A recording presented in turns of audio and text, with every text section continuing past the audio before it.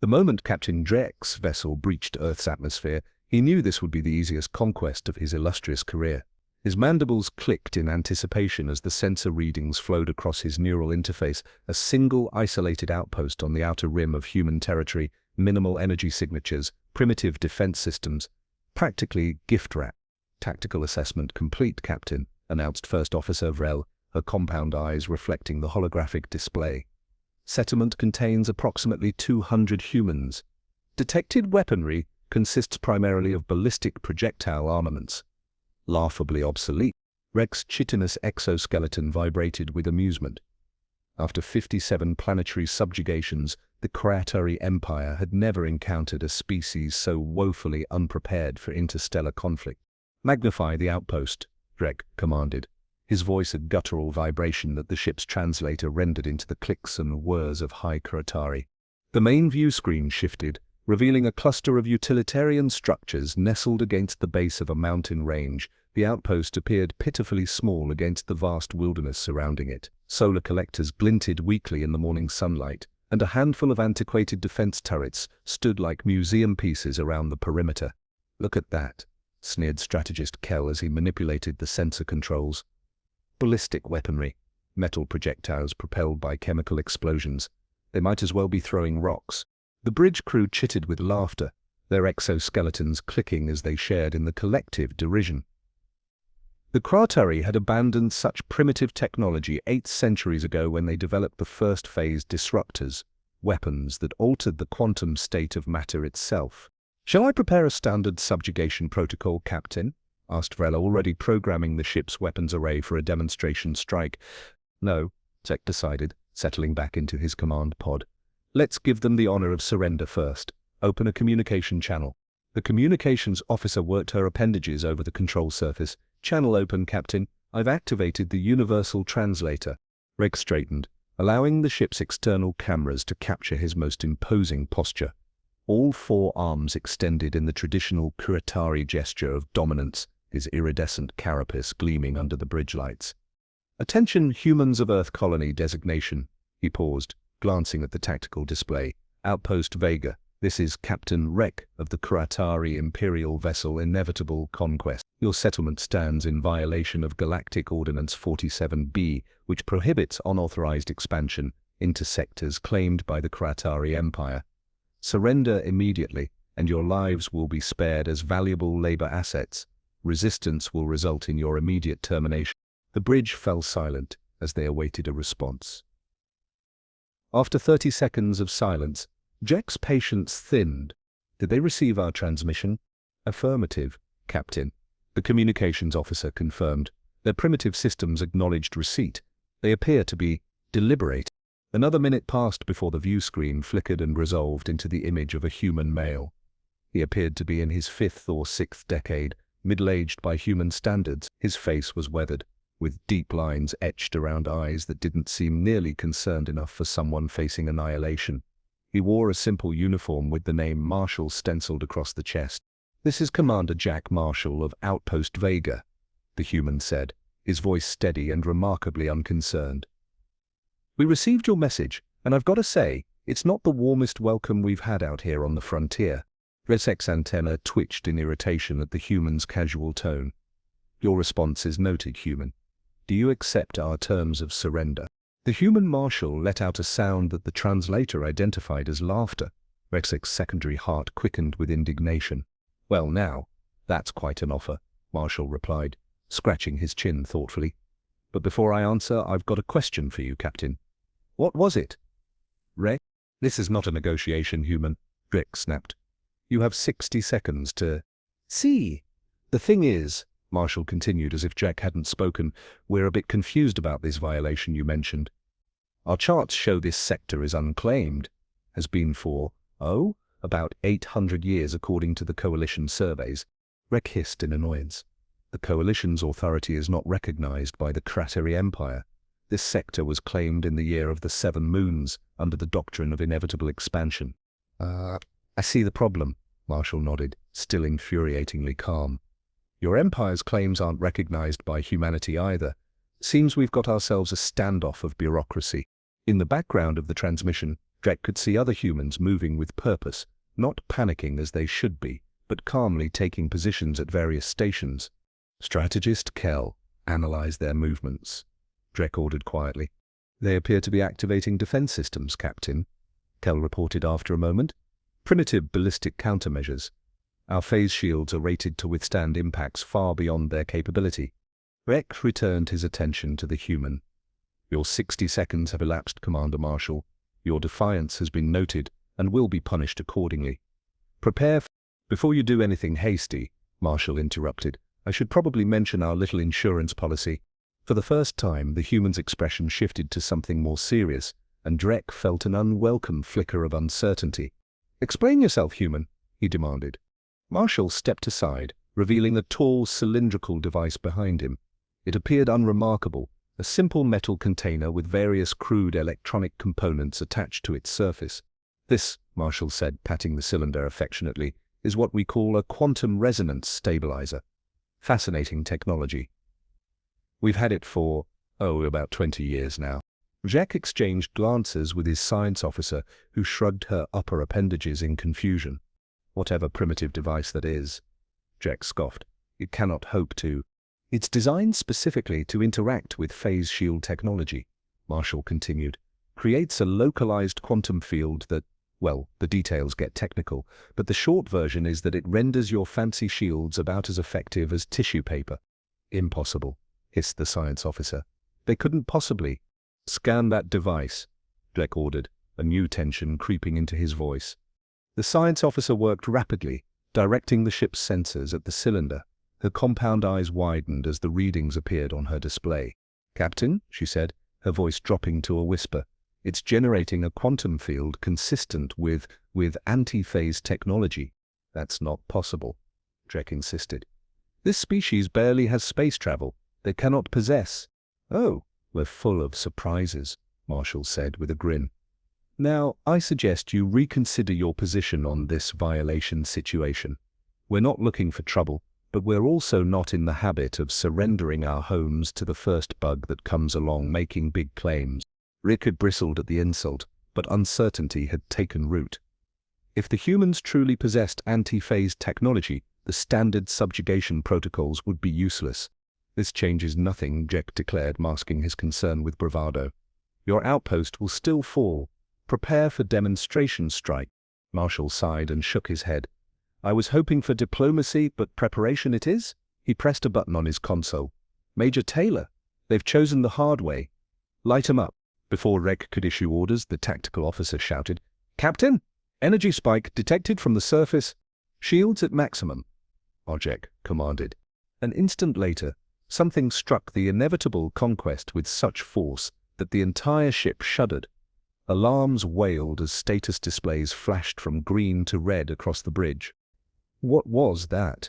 Drek demanded, gripping his command pod as the ship stabilized. Unknown projectile, Captain, the tactical officer reported, appendages flying over the controls. It penetrated our forward shields as if they weren't there. Impossible, Drek roared. Nothing can penetrate phase shields. Hull breach in Section 22. Another officer called out. Damage control teams responding.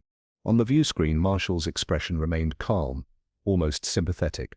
That was a warning shot, Captain. One of our smaller railguns. The quantum stabilizer temporarily aligned the shield harmonics with the projectile's passage vector. Physics is a wonderful thing when you understand it properly. Craig stared at the human in disbelief. The Krotari Empire had never encountered a species that could penetrate their shields, the very technology that had made their conquests possible for generations. The next one, Marshall continued softly, will be aimed at your bridge, unless of course you'd like to discuss more civilized alternatives to conquest. For the first time in his career, Captain Rek of the Krotari Imperial vessel Inevitable Conquest felt something he had never expected to feel when confronting a primitive species. Hold fire, he ordered his crew, then addressed the human. Perhaps we may have been hasty in our assessment, Commander Marshall. I propose we discuss these alternatives you mentioned. Marshall smiled, but it wasn't the smile of a primitive being cowering before superior technology. It was the smile of a predator who had just revealed its claws. I thought you might see reason, Captain. Let's talk. Captain Drek paced the bridge of the Inevitable Conquest. his chitinous feet clicking against the metal floor with each agitated step. 2 days had passed since their humiliating first encounter with the humans of Outpost Vega, and the ship's damage repair was still ongoing. The breach in Section 22 had been sealed, but the memory of how easily the human weapon had pierced their supposedly impenetrable shields remained a festering wound in Rex's pride. The quantum resonance stabilizer, hissed Science Officer Remro, her appendages manipulating a holographic model of the human device. It's ingeniously simple. It creates a momentary phase alignment between our shields and their projectiles, allowing passage without resistance. The Jek's mandibles clicked in irritation. Can we neutralize it? Theoretically, Mela replied, her compound eyes reflecting the rotating hologram. If we modulate our shield frequencies at random intervals, the stabilizer would be unable to predict the correct alignment vector. Then do it, Rex snapped. Captain, Mill's voice lowered. We've never needed such countermeasures before. Implementing them would require a complete reconfiguration of our shield generators. The process would leave us vulnerable for approximately 17 minutes. Rekik chittered in frustration. 17 minutes of vulnerability against an enemy who had already demonstrated the ability to tend to their defenses was unacceptable. Yet the alternative, retreating from what should have been an easy conquest, was equally unthinkable. What about the humans' quantum technology? Greg demanded. Where did they acquire it? Our intelligence indicated they were centuries away from such advancements. Strategist Kell approached, holding a data crystal. We've analyzed outpost communications intercepted over the past 48 hours. They make reference to something called the Nix incident, approximately 20 Earth years ago. Details are encrypted, but it appears to involve first contact with another species. Rick's antenna twitched with sudden understanding. They reverse-engineered the technology. These humans are scavengers, not innovators.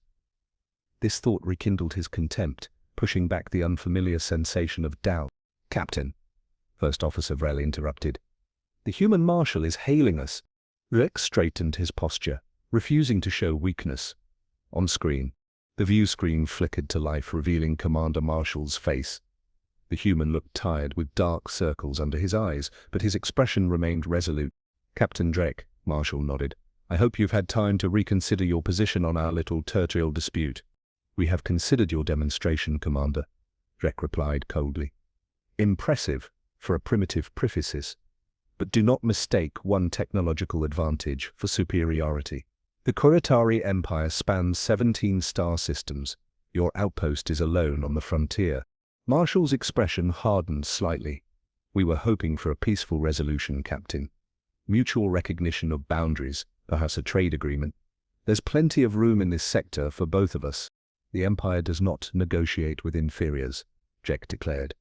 We have transmitted your coordinates to the nearest Imperial battle group. They will arrive within 3 standard cycles. I suggest you use that time to evacuate your outpost. It was a bluff. The nearest battle group was 16 cycles away at best, but Rek needed time to implement the shield modifications and devise a new strategy. Marshall sighed, disappointment evident in his expression. That's unfortunate, Captain. We genuinely hope to avoid further conflict. He leaned forward. Be advised that any hostile action will be met with proportional response. Marshall out. The transmission ended, leaving Drek staring at the blank screen. They're bluffing, strategist Kell asserted. Their outpost lacks the resources for sustained combat against an Imperial vessel, even with their shield penetration technology. Perhaps, Rick mused, begin shield modifications and prepare a strike team. If we cannot overcome their defenses directly, we will infiltrate the outpost and neutralize the quantum stabilizer from within. In the command center of Outpost Vega, Jack Marshall rubbed his tired eyes and turned to his senior staff. Well, diplomacy's officially failed, he announced grimly. They're calling in reinforcements. Major Sarah Taylor, the outpost security chief, crossed her arms. Do we believe them? Doesn't matter, Marshall replied. We have to proceed as if the threat is real. How's our defensive readiness? The primary railgun is at full capacity, Taylor reported. The secondary arrays are operational but at 70% efficiency due to power constraints. The quantum stabilizer is functioning within parameters, but Dr. Wilson has concern. Marshall turned to Dr. Alan Wilson, the outpost's chief scientist. The man looked like he hadn't slept in days, his usually neat appearance disheveled. "The stabilizer was never designed for prolonged use," Wilson explained, running a hand through his graying hair. "It was prototype technology recovered from the Nix ship. We've been reverse engineering it for 2 decades, but there are still components we don't fully understand." "Will it hold?" Marshall asked bluntly. Wilson hesitated. "For now, but each activation creates microfractures in the quantum matrix. If pushed too hard, the system could fail catastrophically." Marshall's jaw tightened. "How many shots do we have before that becomes a concern?" "Hard to say. Maybe 5, maybe 20. The degradation isn't linear." The room fell silent as the implications sank in. Their primary advantage against the alien vessel was fundamentally limited. "What about evacuation?" asked Lieutenant Jessica Miller, the communications officer. Marshall shook his head. "The nearest coalition outpost is 3 weeks away at maximum burn. We'd never make it before their reinforcements arrive." "So we're trapped," Taylor stated flatly. "Not trapped," Marshall corrected. "Just limited in our options. We've got 200 colonists depending on us. Families, children." His voice grew firm. "We're not abandoning them or this outpost." "Then what's the plan, Commander?" Wilson asked. Marshall moved to the tactical display, studying the terrain surrounding the outpost. "We prep for ground defense. If they can't break our defenses from orbit, they'll try infiltration." "Major Taylor, I want defensive perimeters established, both outer and inner." "Lieutenant Miller, begin civilian evacuation to the emergency bunkers beneath the main facility and the Kraturi ship," Taylor pressed. Marshall's expression hardened. "We maintain our defensive posture, but we need to be smart about using the railgun. Each shot has to count." As his team dispersed to their assignments, Marshall remained at the tactical display, the weight of command heavy on his shoulders. 200 lives depended on his decisions. 200 humans against an advanced alien species with unknown capabilities and reinforcements potentially on the way. For the first time since the Kraturi arrival, doubt crept into his mind. 3 days later, the conflict escalated dramatically. At 0300 hours, alarms blared throughout Outpost Vega. Marshall rushed from his quarters to the command center, still pulling on his uniform jacket. "Report," he barked as he entered. "Multiple drop pods detected launching from the Kraturi vessel," Taylor responded, pointing to the tactical display. "Trajectory indicates they're aiming for the eastern perimeter, just beyond railgun coverage." Marshall studied the display grimly. "They're sending in ground forces. How many?" "Sensors indicate 12 pods. Estimated 30 to 40 combatants based on size. Alert all security teams. Deploy defensive units to the eastern quadrant and wake up Dr. Wilson. We need the stabilizer ready if they bring their ship into range." As the outpost mobilized for ground defense, Marshall felt a cold knot forming in his stomach. This was no longer about territorial disputes or bureaucratic misunderstandings. This was invasion. Within 20 minutes, the first reports of contact came through. "Commander," Lieutenant Miller called out, hand pressed to her comm unit. "Perimeter team reports alien forces have breached the outer fence. They're using some kind of energy weapons that cut through our barriers like butter." Before Marshall could respond, the lights flickered and dimmed as a tremendous impact shook the entire facility. "What was that?" he demanded. "Direct hit to power generator 3, an engineer shouted from her station. "We've lost 30% of our power grid." Marshall's mind raced. The Kraturi had split their attack ground forces approaching from the east, while their ship targeted critical infrastructure from orbit. "Major Taylor, hold the eastern perimeter at all costs. Lieutenant Miller, get me targeting solutions on that ship. We need to take pressure off our ground forces." As the situation developed, it became clear the Kraturi had studied their defenses carefully.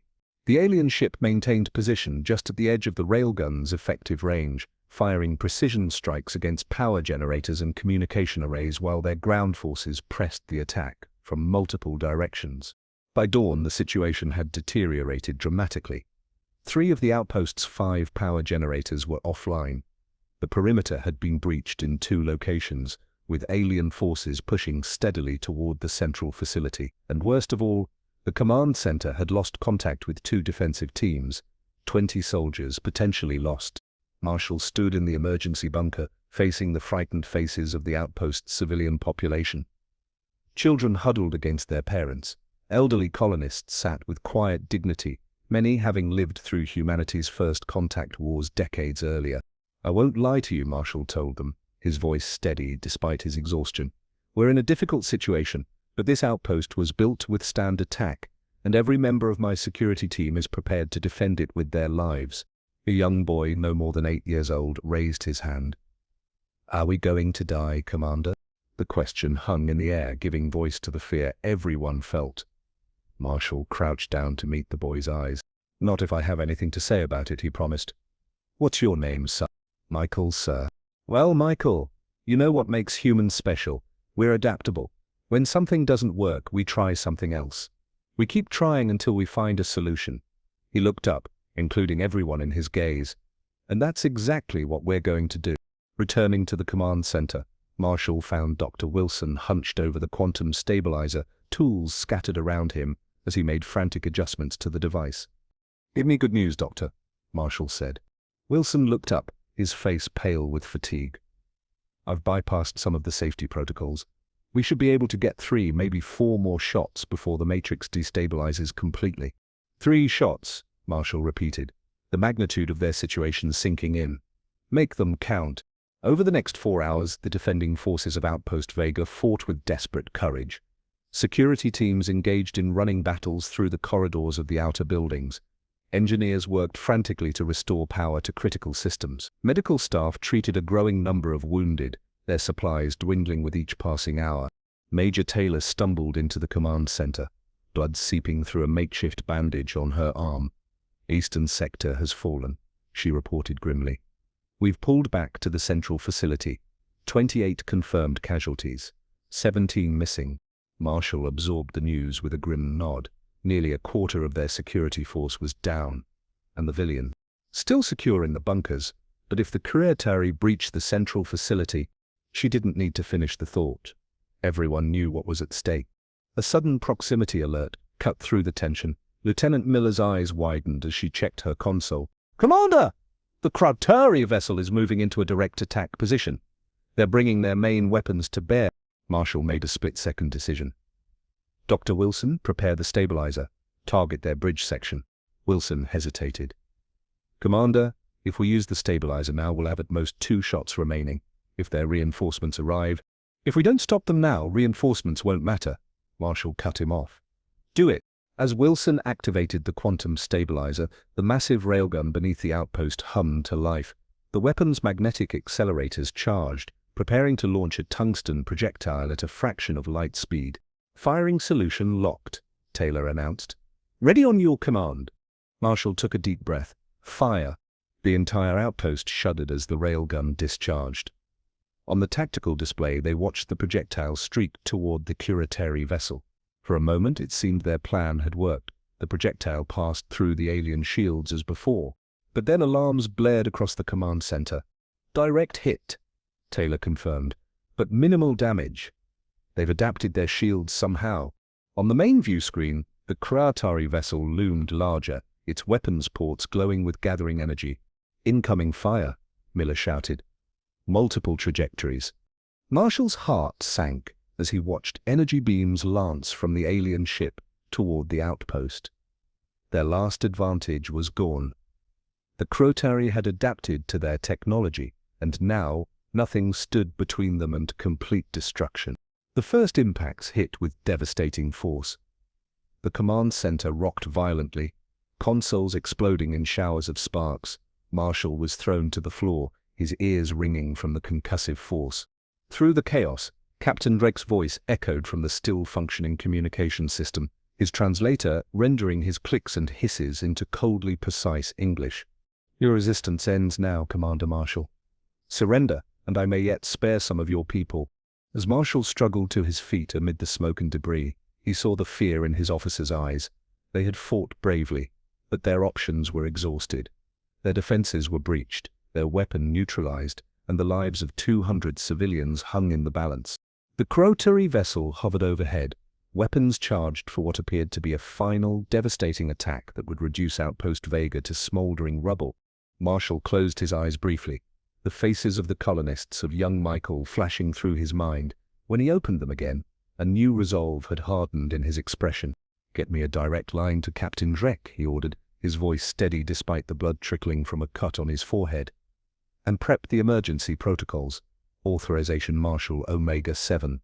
Major Taylor's eyes widened in shock. "Commander, that's our last resort," Marshall finished grimly. "And we've just reached it."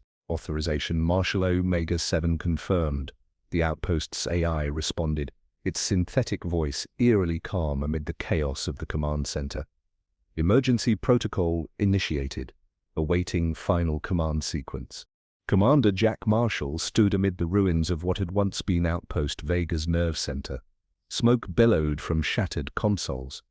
Emergency lighting cast harsh shadows across the faces of his remaining officer through the view screen. The massive silhouette of the cratery vessel loomed against the dawn sky, weapons ports glowing with imminent destruction. "Open channel to Captain Drek," Marshall ordered, straightening his posture despite the pain lancing through his ribs. Probably broken in that last impact. The view screen flickered, and Captain Drek's insectoid face appeared, his compound eyes gleaming with triumph. "Have you come to surrender, Commander?" Rek's mandibles clicked with satisfaction. "A wise decision, though regrettably late to save many of your people." Marshall's expression remained impassive. "Before I respond to your demand, Captain, I have a question. Did you ever wonder why we have only one outpost in this sector?" Rek's antenna twitched in confusion. "Your primitive expansion capabilities are not my concern." "They should be," Marshall replied, his voice taking on a strange, almost pitying tone. "You see, Outpost Vega isn't a colony, it's an observation post." For the first time, uncertainty flickered across Rek's alien features.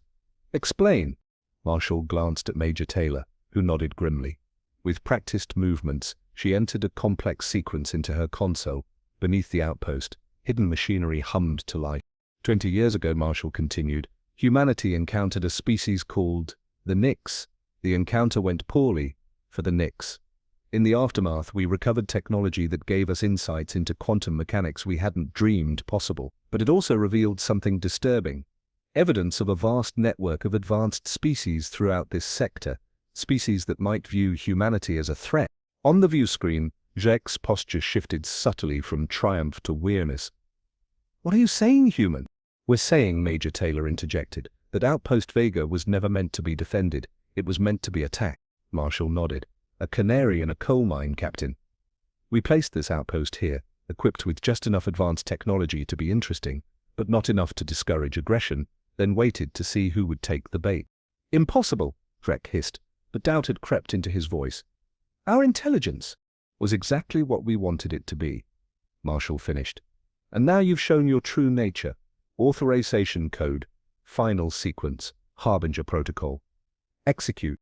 The floor beneath them began to vibrate as massive machinery dormant until now awakened from its slumber. Throughout the outpost, hidden panels slid open, revealing advanced weapon systems unlike anything the cratery had detected in their initial scans. "What trickery is this?" Jack demanded, his compound eyes widening as his ship's sensors registered the sudden energy surge. "Not trickery, Captain. Contingency planning." Marshall's expression hardened. "The quantum resonance stabiler was just the tip of the iceberg, a breadcrumb we left visible. The rest remained hidden, waiting for precisely this moment." The tremors intensified as a massive structure began to rise from beneath the outpost's central plaza. A weapon platform easily 4 times the size of their original railgun. Its design was sleek, its materials unlike the utilitarian construction of the rest of the outpost. "What you're witnessing," Marshall explained, "is prototype coalition military technology. A displacement cannon capable of targeting and neutralizing ships in high orbit by creating localized ruptures in spacetime itself. We've never had occasion to test it against an actual target." Reg's mandibles clicked rapidly in distress.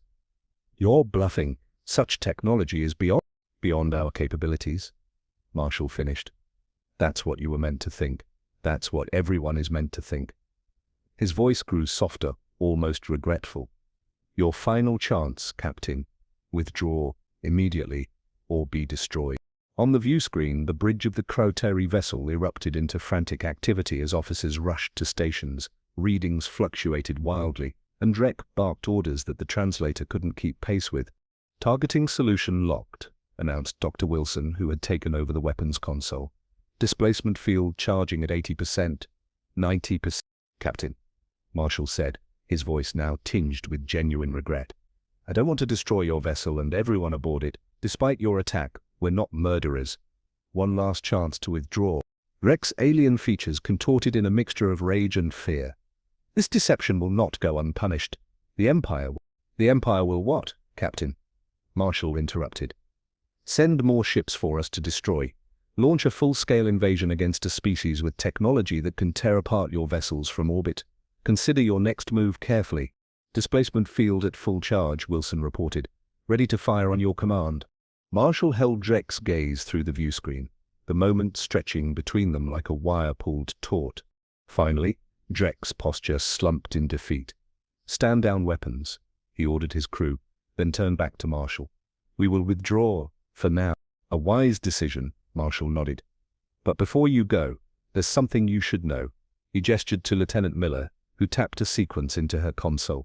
The viewscreen split, now showing both Drek and a data transmission technical specifications of the displacement cannon, quantum resonance technology, and a star chart marking Kuratari territory. "We're transmitting this data packet on an open frequency," Marshall explained. "Every species within 50 light-years will receive it, including detailed information about Kuratari shield vulnerabilities, weapons capabilities, and territorial boundaries." Rek's compound eyes widened in horror. "You would arm our enemies against us?" "We're leveling the playing field," Marshall corrected. "Call it a deterrent against future aggression. Not just against humans, but against any species in this sector. The era of Kuratari expansion ends today." Rex stared at Marshall with a new emotion in his alien eyes. Not just defeat, but dawning comprehension. "You planned this from the beginning, the vulnerable outpost, the seemingly limited defenses, the staged evacuation. It was all to lure us into revealing our tactics and technology." Marshall didn't deny it. "Withdraw your forces, Captain. Return to your territory, and take a message to your empire. Earth and its colonies are off limits. So is any other developing world in this sector. The next Kuratari ship that violates these terms won't be given the option to retreat." The transmission ended, leaving the command center in tense silence as they watched the tactical display. After several agonizing minutes, the Kuratari ground forces began retreating to their dropships. The massive vessel above them slowly maneuvered away from the outpost, its weapons powering down. "They're withdrawing," Taylor confirmed, the relief in her voice palpable. Only when the Kuratari ship had disappeared from their sensors did Marshall finally allow himself to sink into a chair, the adrenaline draining from his system to be replaced by the full awareness of his injuries. "Get me a casualty report," he ordered softly, "and begin recovery operations. I want a full assessment of the damage and a triage priority for repairs." As his officers dispersed to their duties, Dr. Wilson approached, his expression troubled. "Commander," he said quietly, "what you told the Kuratari about the displacement cannon, was that true?" Marshall's gaze met Wilson's. "Does it matter? They believed it. That's what counts." Wilson studied him for a long moment, and the Nix incident, the observation post cover story, a ghost of a smile crossed Marshall's face. "Some truths are better left ambiguous, Doctor, especially when dealing with potential enemies."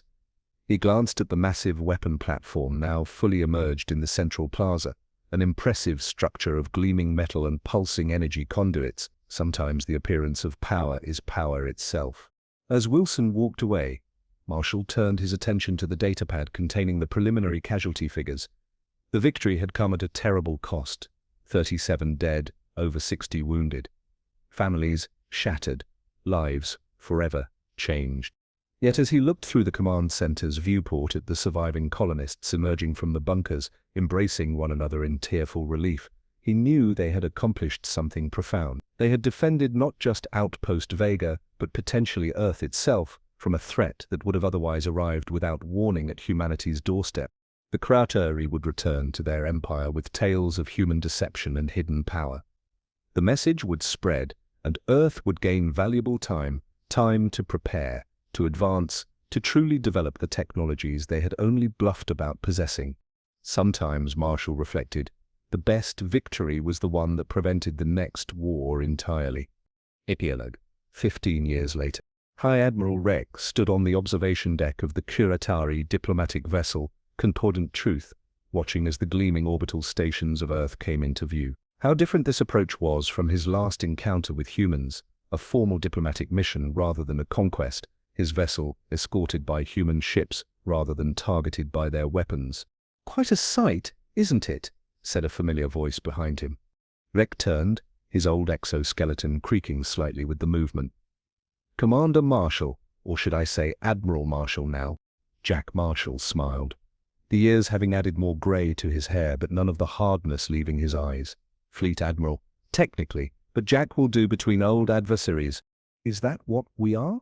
Jack's mandibles clicked in what humans had learned was the Kuratari equivalent of a rueful smile. "Adversary?" "Former adversaries," Marshall corrected, moving to stand beside him at the viewport. "Soon to be allies, if the treaty negotiations proceed as expected." The two stood in silence for a moment, watching Earth rotate slowly beneath them, its continents partially obscured by swirling cloud patterns. "I never thanked you," Jack said finally. Marshall raised an eyebrow. "For defeating you?" "For sparing my ship," Jack clarified. "And for what came after. The Kuratari Empire would have continued its expansion until we encountered a species unwilling to show the same mercy you did." His compound eyes reflected the blue glow of Earth below. "The coalition you helped forge has created more stability in this sector than centuries of conquest ever did." Marshall nodded. "It wasn't easy, convincing my superiors that diplomacy was the right approach after what happened at Outpost Vega. Many wanted retribution. Yet you advocated for peace," Drake observed. "I advocated for survival," Marshall corrected. "Ours and yours. The galaxy is too vast, and an unknown too dangerous, for any species to stand alone against what might be waiting in the dark." Radio's antenna twitched in agreement. "Speaking of the unknown, the anomalies at the edge of the Cygnus Void, your coalition survey teams have confirmed our readings." "They have." Marshall's expression grew somber. "Something stirring out there. Something old. The human expression, I believe, is sleeping giants." "Let's hope they keep sleeping," Marshall replied. "But if not," he turned to face Rex directly, "that's why this alliance matters. Why what happened 15 years ago, painful as it was, may have saved both our peoples." A young human officer approached, saluting sharply. "Admiral Marshall, High Admiral Rex, the Council is ready to begin the signing ceremony." As they walked toward the diplomatic chamber, Rex's thoughts drifted back to that fateful day when his vessel had first detected Outpost Vega. How certain he had been of victory, how dismissive of the primitive humans with their ballistic weapons and fragile outposts. He had learned much since then. About humans, about humility, about the value of allies over subjects. And as he prepared to sign the document that would formalize the alliance between the Kuratari Empire and the Earth Coalition, Rex found himself grateful for the defeat that had ultimately saved his civilization. For while the humans had revealed only glimpses of their true capabilities that day at Outpost Vega, what they had demonstrated in the years since, their adaptability, their ingenuity, their relentless drive to overcome challenges, had proven them to be something far more valuable than worthy opponents. They had proven themselves worthy allies for the greater challenges that lay ahead. In the vast darkness beyond the Cygnus Void, ancient signals had begun to pulse after eons of silence. New constellations were forming as massive objects shifted position after millennia of stillness. The true test of both their species was yet to come, and this time they would face it together.